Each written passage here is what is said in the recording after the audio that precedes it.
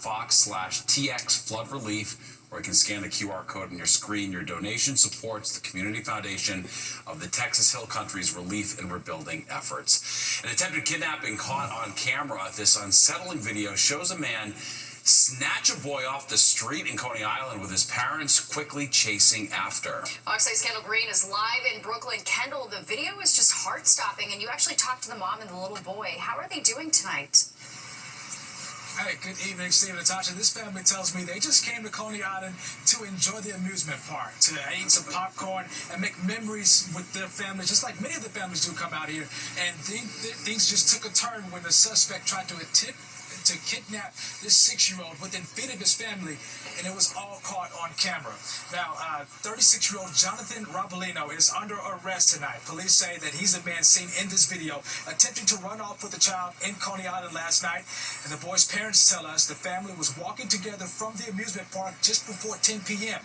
near the intersection of Surf and Stillwell Avenues, and that's when they say Robolino literally picked up the child like a football. And the child can be heard on camera calling for one of his parents as he was lifted off the sidewalk. Now, thankfully, he didn't get too far, but we caught up with the child's mom and asked her about the moment last night, watching her child in a stranger's arms, inching further and further from safety.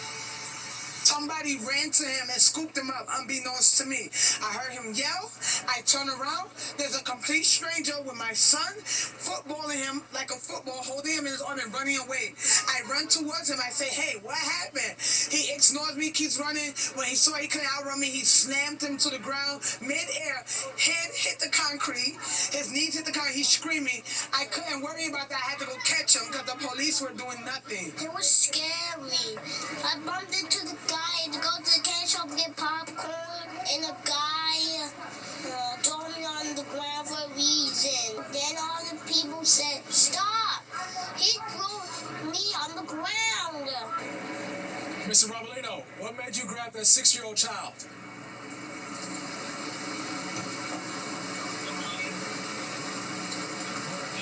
Anything to say to his parents?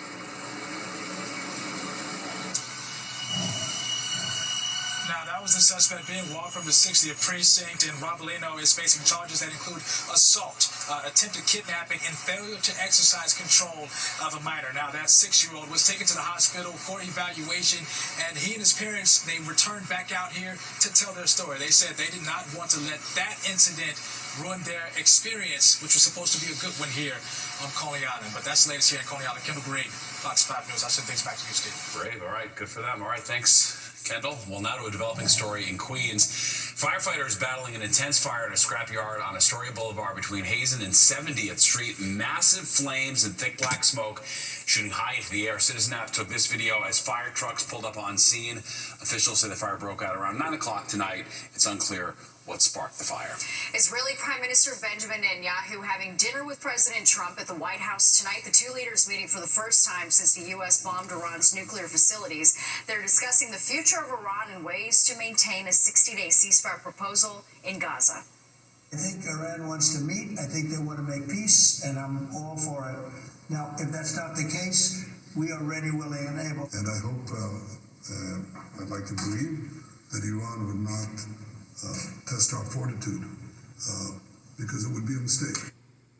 Netanyahu also told President Trump that he is nominating the U.S. leader for a Nobel Peace Prize. And President Trump has signed an executive order to delay the tariff increase. That deadline's been moved to August 1st, the 90-day negotiating period. On trade was set to expire Wednesday, causing tariffs to increase from the current 10% baseline rate. The White House says around a dozen trade partners received letters about the looming increase. Told all of you that the president was going to create tailor-made trade plans for each and every country on this planet. South Korea and Japan both face a 25% tax on imported goods come August. Well, TikTok is reportedly creating a new version of the app for the U.S. ahead of a potential sale to a group of investors, including Oracle. A report by The Information says the new app is expected to drop on September 5th. All TikTok users will have to download the new version, but the existing app will operate until March of next year. TikTok was supposed to stop operating in the U.S. back in January unless its parent company found American buyers, but that deadline has been extended 3 times. American lawmakers are concerned the Chinese government has the data data of U.S. TikTok users. The app has 170 million users in the United States. Well, it feels like the Wild West on the streets with e-bikes just zipping by. Yeah, you got to be careful out there. Why the city's taking ticketing bikers out of the hands of the NYPD in an attempt to help restore some sanity on the roads. Plus, the mom turning tragedy into purpose, how she's fighting to protect young athletes after losing her son on the baseball field. And we're going to take you inside the locker rooms at MetLife Stadium ahead of the semifinal games of the FIFA Club World Cup. Trying to pump the brakes on e-bike drivers, the city cracking down on delivery drivers who break the law by launching a new enforcement program. So it involves hiring dozens of peace officers. Fox 8's Jessica Formoso breaks down the plan. Sometimes I'm crossing the street or I'm on the sidewalk and I lean back and they're right on my tail. They're on my heel and they're a danger. Valerie of Brooklyn is talking about the mopeds, e-bikes, and scooters. I think they need to be regulated. And so does the city, which is why it's planning on hiring 45 peace officers who will crack down on delivery workers illegally riding on the streets of New York City. Before this unit was created, it fell on the NYPD to enforce these laws and, address these violations. And now they created this unit and their sole focus is on this moped delivery industry. Mayor Adams and the Department of Transportation launching the Department of Sustainable Delivery. The officers, who will be unarmed, will be able to issue moving violations. DSG will also hold delivery app companies accountable for placing unrealistic expectations on their workers and not keeping them safe. In the end, it's something that would benefit us, but at the same time, it affects us because if we are too slow with our deliveries, we don't generate money, but if we go quickly, it's more money. The mayor posting on social media, new Department of Sustainable Delivery will support delivery workers, ensure New York City streets are safe. But the Workers' Justice Project doesn't see it that way. It fears the new task force will criminalize workers. We're deeply concerned about whether this new Department of Sustainability also attempts to criminalize app delivery workers who are exploited and are actually unprotected by the abuse and the exploitation that they face by app delivery companies. Asking the mayor to shift his attention to the app companies. We want to see the mayor repealing NYPD new e-bike criminalization policy and putting more pressure and investment on regulating multi-billion-dollar corporations rather than criminalizing workers. The peace officers are expected to be deployed across the 5 boroughs in 2028. On the Upper East Side, I'm Jessica Formoso, Fox 5 News. This weekend marks 6 months since congestion pricing rolled out in Manhattan. Governor Hochul and the MTA calling it a huge success. So here's a look at the numbers they released. The number of vehicles entering the zone is down by 11%. That amounts to 67,000 fewer vehicles. Gridlock is down 14%, traffic injuries down 15%, and rush hour delays at the Holland Tunnel dropped by 65%. But many drivers are not buying the numbers or the benefits of paying between $9 and $22 for the toll during peak hours. I haven't experienced it that there's anything been significant. I think what you're seeing is more of a replacement of one form of mode of transportation for the other. You're seeing passenger cars maybe decline, but they're being replaced by more app-based vehicles taking up the space. So if you're in Manhattan and you're driving, you're not seeing anything real significant most times of the day.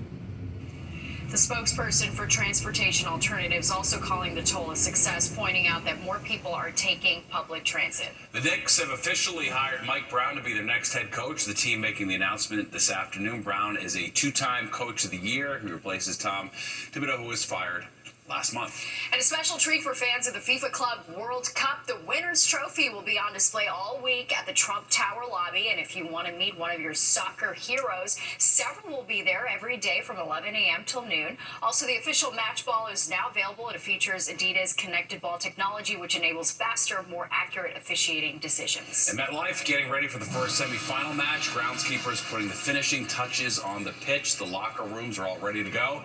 That match between Chelsea from England's Premier League and the Brazilian sports club Fluminense. The managers for both teams met with the press today and said their teams are all set to go.